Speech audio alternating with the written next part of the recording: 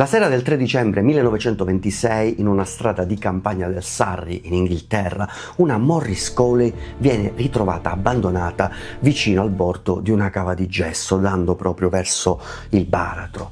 I fari sono ancora accesi, le portiere sono ancora aperte e dentro ci sono alcuni vestiti, dei documenti, una patente, manca soltanto una cosa, la proprietaria.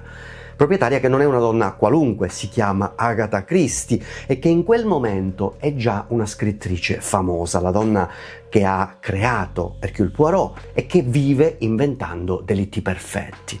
Per 11 giorni la regina del giallo diventa il centro di un caso in cui nessuno sa chi è il colpevole, né la polizia, né i giornali e forse neppure lei.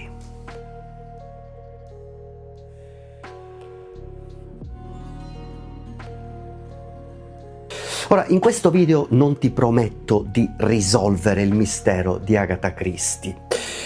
Ti porto solo dove ci portano le tracce, ovvero l'auto nel fossato, gli articoli dell'epoca, i ricordi, i silenzi e alla fine, come sempre, la scelta su cosa pensare resterà tua. Per capire cosa succede però in quegli 11 giorni dobbiamo fare un piccolo passo indietro, perché la storia non comincia con una macchina abbandonata, comincia con una serie di fratture molto più intime.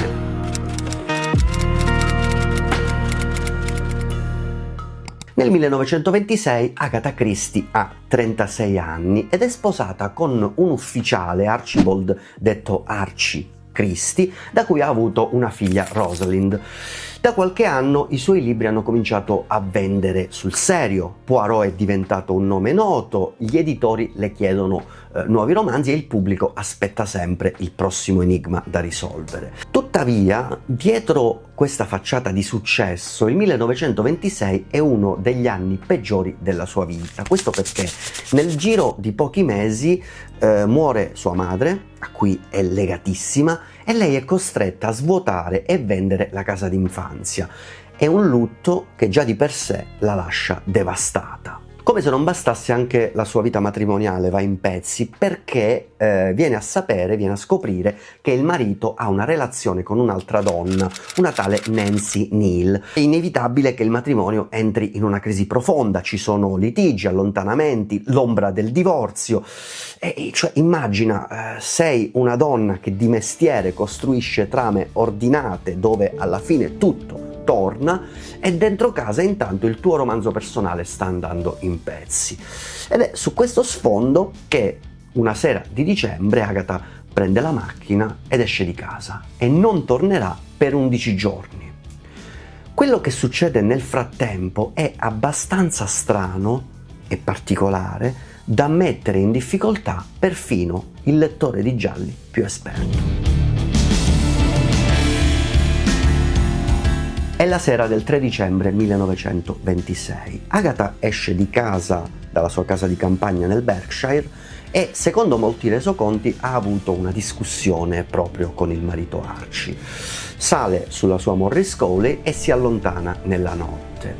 La mattina dopo un uomo che passa vicino a una cava di gesso chiamata Newlands Corner nota un'auto ferma in una posizione estremamente strana, ovvero è sul ciglio del burrone col muso che dà verso il fossato.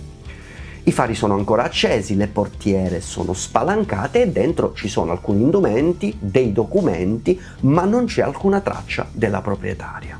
La polizia arriva, ispeziona l'auto, controlla ovviamente i dintorni, ma non c'è né sangue né un corpo né un biglietto d'addio. E quando si scopre che l'auto appartiene ad Agatha Christie, la notizia inevitabilmente esplode. I giornali cominciano a dirne di ogni. Parlano di un possibile suicidio, di un incidente, alcuni parlano perfino di una trovata pubblicitaria orchestrata per vendere più copie dei suoi libri. La realtà però è che in quei giorni nessuno ha la più pallida idea di dove sia.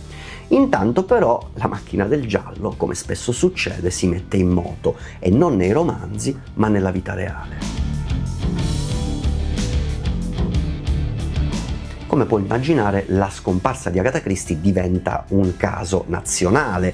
Centinaia di agenti, volontari, cani da ricerca vengono mandati a perlustrare i boschi, le cave, i corsi d'acqua intorno al luogo del ritrovamento dell'auto. La stampa segue ogni dettaglio con un'attenzione morbosa. Chi la conosce viene intervistato, il marito viene messo sotto pressione, si ipotizza di tutto e c'è chi la immagina in una sorta di inganno elaborato, chi la vede già morta sul fondo di un burrone e chi invece accenna ad un crollo nervoso. Perfino alcuni scrittori famosi si occupano del caso, ad esempio l'autore di Sherlock Holmes, Arthur Conan Doyle, si fa mandare un guanto di Agatha per sottoporla a una medium per tentare una sorta di lettura psichica, ovvero un mix tra razionalità e superstizione che però è perfettamente nel clima del tempo. E 11 giorni passano così e ogni giorno che passa sembra avvicinare il finale peggiore, ovvero il ritrovamento del corpo senza vita di Agatha Christie. Ma il colpo di scena, quando arriva, smentisce tutti, perché Agatha non viene ritrovata morta in un fosso, viene riconosciuta viva in un hotel termale elegante molto lontano da quel luogo e quando viene ritrovata non usava il suo vero nome. Il 14 dicembre in un albergo di Harrogate un musicista riconosce tra gli ospiti una donna che assomiglia moltissimo all'attrice scomparsa di cui parlano tutti e ovviamente in particolare i giornali. Cosa fa? Chiama la polizia e si scopre che quella donna si è registrata con un altro nome. Attenzione al nome, perché quella donna si era registrata come Teresa Neal, ovvero Neal come la donna di cui il marito Archie è innamorato e con cui la tradisce. Quando il marito stesso arriva all'hotel, ovviamente per verificare che si tratti di lei, la scena è ancora più straniante perché, secondo molti resoconti, Agatha sembra non riconoscerlo subito. Lei appare calma, partecipa addirittura alla vita dell'albergo, racconta poi di aver perso la memoria negli ultimi giorni. Ora, di ipotesi se ne sono fatte tante. Da un punto di vista clinico, molti esperti hanno ipotizzato che Agatha sia stata colpita da una fuga dissociativa.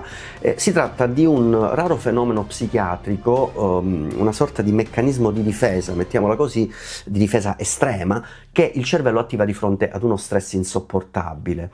In pratica, che succede? La mente crea un cortocircuito, la persona perde improvvisamente la memoria della propria identità e può vagare per giorni o addirittura iniziare nei casi più estremi, una nuova vita sotto falso nome senza rendersi conto di quello che sta facendo. È una sorta di stato di trance psicogena dove la coscienza è altrove. E possiamo immaginare perché, ovviamente, perché per una donna schiacciata dal lutto e dal tradimento la scomparsa potrebbe non essere stata un piano, come si è ipotizzato, ma l'unico modo per non spezzarsi.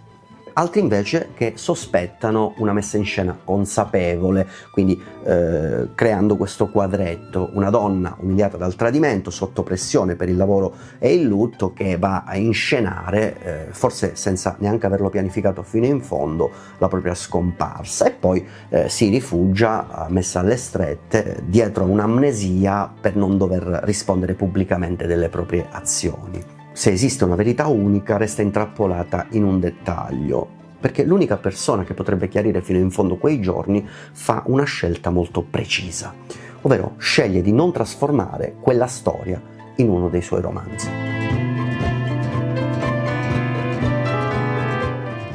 Per provare a capire qualcosa possiamo fare quello che facciamo sempre: seguire le carte.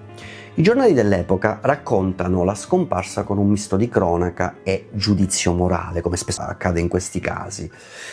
Agatha Christie viene dipinta come vittima fragile di un marito infedele, in alcuni casi, in altri come la donna capricciosa in cerca di pubblicità per vendere più libri, e in un tono che spesso dice più del pregiudizio di chi scrive rispetto poi alla realtà delle cose. E ovviamente le biografie successive si appoggiano su questi articoli, sulle testimonianze dei familiari, sul racconto dell'albergo di Harrogate e dei suoi ospiti, e provano a comporre un quadro psicologico. Ora, l'ipotesi che negli ultimi anni ha trovato più credito tra gli studiosi è proprio quella della forma di questo stato dissociativo legato alla combinazione di lutto, tradimento e pressione lavorativa. In altre parole, un crollo, no? Emotivo, psicologico. E lei, però, cosa dice Agatha nella sua autobiografia? E questo è il punto particolare, la chiave. Agatha non dice quasi niente. Nell'autobiografia accenna alla scomparsa in modo molto vago, volatile, parlando di una sorta di confusione mentale, di un periodo in cui non era più padrona delle proprie azioni, e poi passa oltre. Cioè non ci sono confessioni dettagliate, non c'è quel colpo di scena finale come accade nei romanzi di Poirot. Quello che rimane al centro di tutte queste versioni è un buco.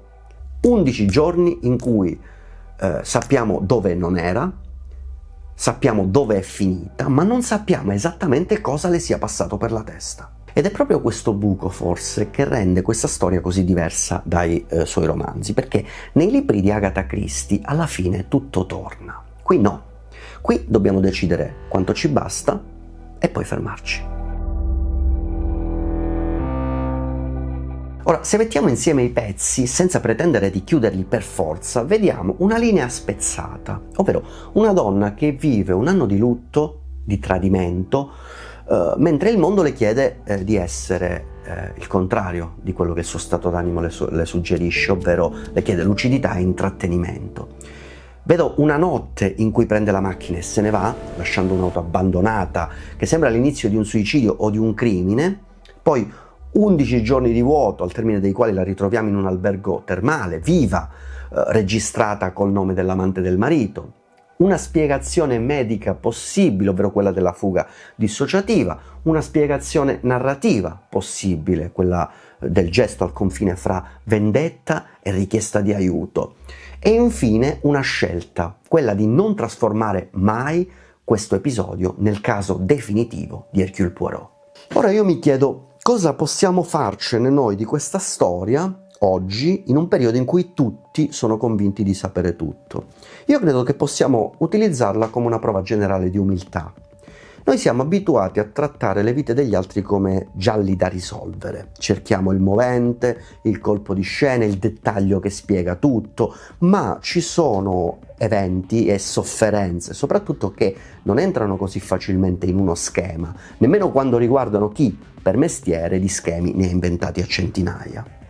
Io non ti dirò, perché non posso saperlo ovviamente, se Agatha Christie abbia davvero perso la memoria o se abbia recitato una parte per proteggersi.